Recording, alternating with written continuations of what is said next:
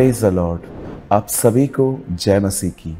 खुदावन यसु के पाक जिंदा जलाली और कुदूस नाम में आप सभी को सलाम।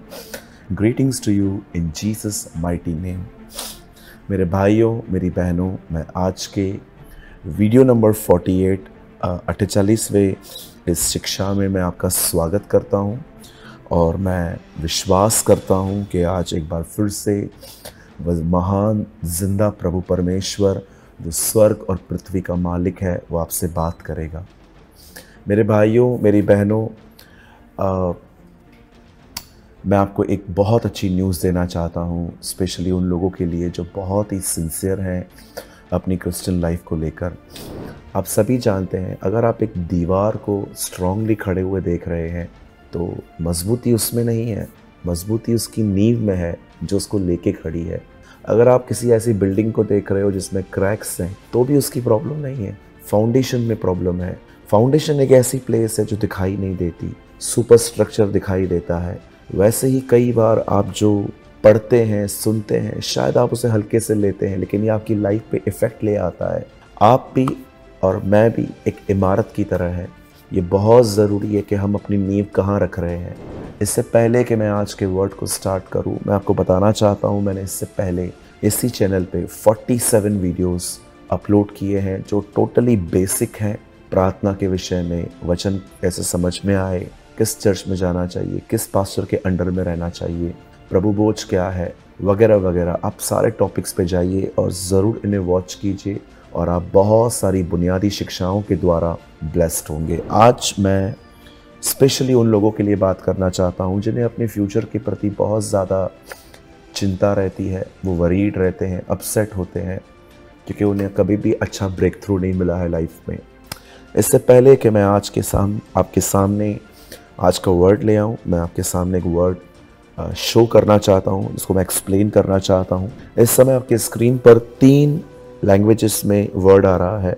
यिर्मयाह की किताब, उसका 29वां अध्याय और उसका 11 वचन।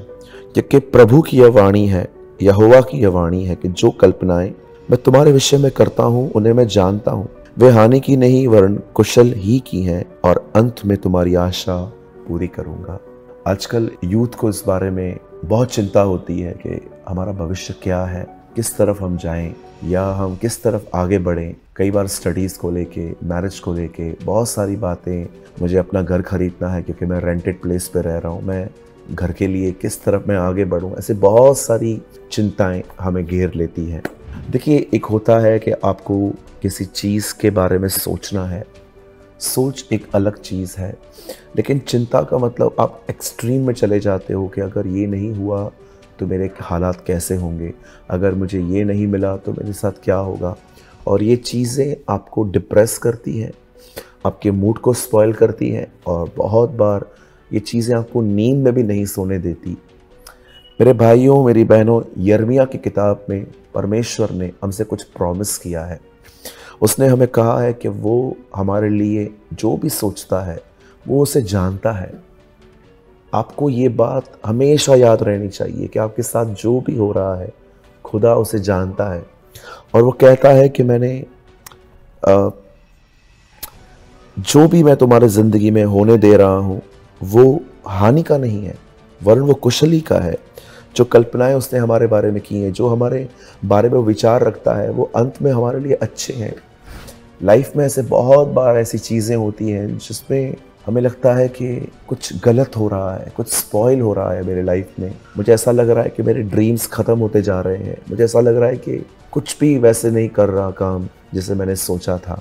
एग्जैक्टली जब आप ये सोचें तो आप इस वचन पे हमेशा गौर करें कि परमेश्वर आपकी ज़िंदगी में जो कल्पनाएं करता है उसे वो जानता है और वो अंत में आपकी होप को पूरा करेगा। आज से बहुत साल पहले कलाम पाक कहता है, एक लड़की जो विधवा हो गई, लेकिन विडो होने के बाद भी वो अपने घर नहीं गई, वो अपनी सास के साथ रहने लग गई। उसे डिसाइड किया कि वो अपनी सास के साथ ही रहेगी। उसका नाम रूथ था, उसकी सास का नाम नोआमी था। आप जानते होंगे जब नोआमी ने डिसाइड किया कि वो वापस इज़राइल जाएगी, और एक समय था रूथ एक फील्ड में, एक खेत में काम करने लग गई। पर मैं आपको बताना चाहता हूँ मेरे भाइयों मेरी बहनों, परमेश्वर ने उसके लिए कुछ बेहतर रखा था। आप जानते हैं, सीज़न शिफ्ट हो गई। कितने लोग इस बात पे कभी आपने गौर किया है, जिस फील्ड में वो काम करती थी, एक दिन वो उसी फील्ड की मालिक बन गई।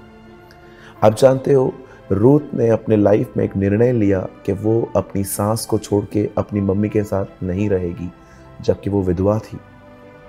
उसने सोचा, नहीं, मैं अपने सास के साथ रहूंगी और जिस परमेश्वर को मेरी सास जानती है मैं उसे पहचानूंगी, क्योंकि उसने ये कहा था, तेरा खुदा मेरा खुदा है, तेरे लोग मेरे लोग हैं। जब परमेश्वर ने देखा कि उसकी एक बेटी ने उसके लिए निर्णय लिया है, प्रभु से वापस इजराइल ले गए और परमेश्वर ने उसकी लाइफ को एक अच्छे व्यक्ति के साथ जोड़ा, जिसने उसको केयर की गॉडली वे में और उसको बहुत ज़्यादा उसे प्यार दिया। और आप जानते हैं, जिस फील्ड में वो काम करती थी, उसी आदमी के साथ उसकी शादी हुई। क्या वो जानती थी कि एक दिन सीज़न शिफ्ट हो जाएगी?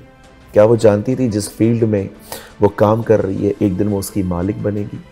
आप जानते हो, जिस फील्ड में वो काम करती थी वो बोअज का था, और आगे चल के बोअज और रूथ ने शादी की, उससे ओबेद पैदा हुआ। मेरे भाइयों, मेरी बहनों, शमूएल की किताब में एक वचन लिखा है, जो परमेश्वर का आदर करते हैं परमेश्वर उनका भी आदर करता है। मैं आप में से हर एक को आज कहना चाहता हूँ, आप अपने भविष्य की चिंता न करें।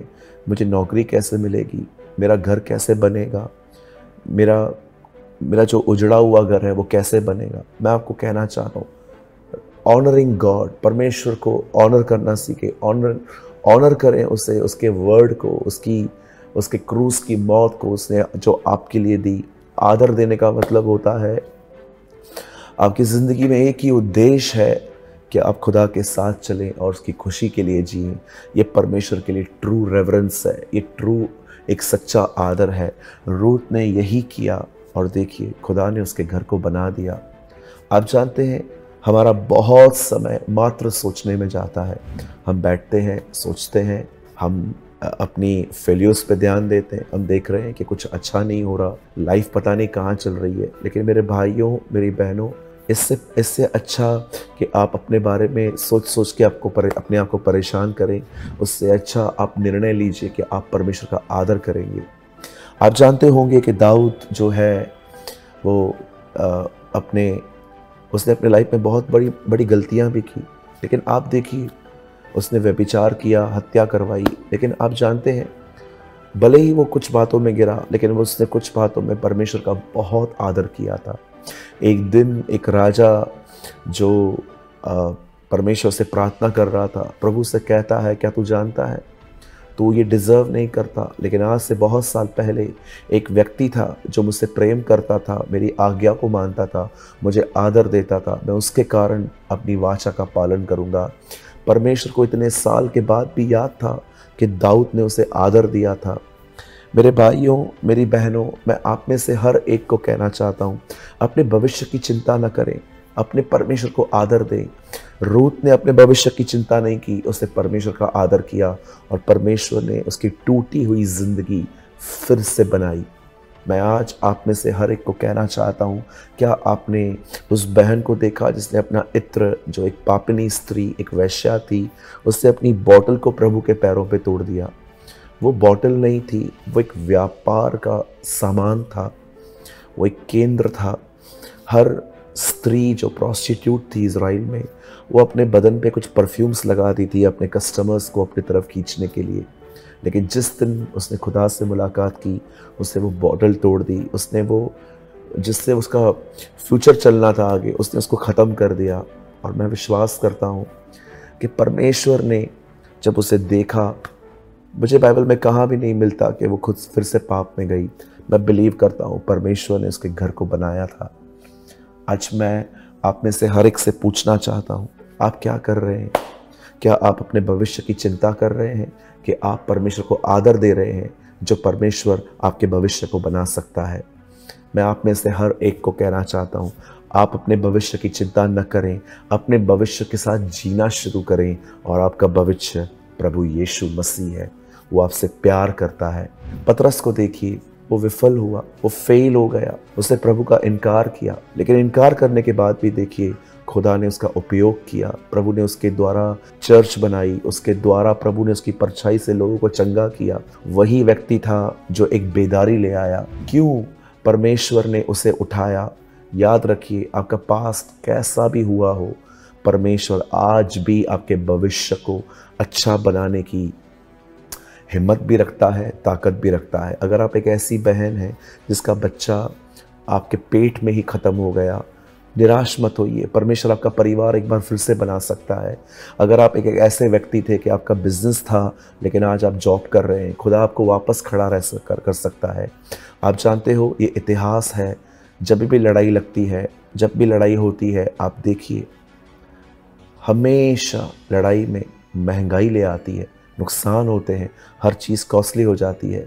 लेकिन याद रखिए, जब लड़ाइयाँ खुदा लड़ता है तो प्रजा अमीर बन जाती है। आप देखिए कैसे यहोशापात लड़ने गया, लेकिन जब वो वहाँ पर गया तो जितने लोग वहाँ पर मरे पड़े थे पहले ही, उनकी लूट लेकर आ गया। उस युद्ध में वो अमीर हुआ। मेरे भाइयों, मेरी बहनों, मैं आपको ये नहीं कह रहा हूँ कि खुदा आपको भी बहुत अमीर करे, बहुत प्रसिद्ध करे, पर मैं इतना जानता हूँ, जो चीज़ें आपकी आवश्यकता की हैं वो आपको ज़रूर देगा। जो आपके लिए अच्छा है वो आपको ज़रूर देगा। मात्र परमेश्वर का आदर करना सीखें। मैं विश्वास करता हूँ इस छोटे से संदेश ने आपको उत्साहित किया होगा, और मैं आप में से हर एक को कहना चाहता हूँ, मैंने इसके विषय में एक आर्टिकल भी लिखा है।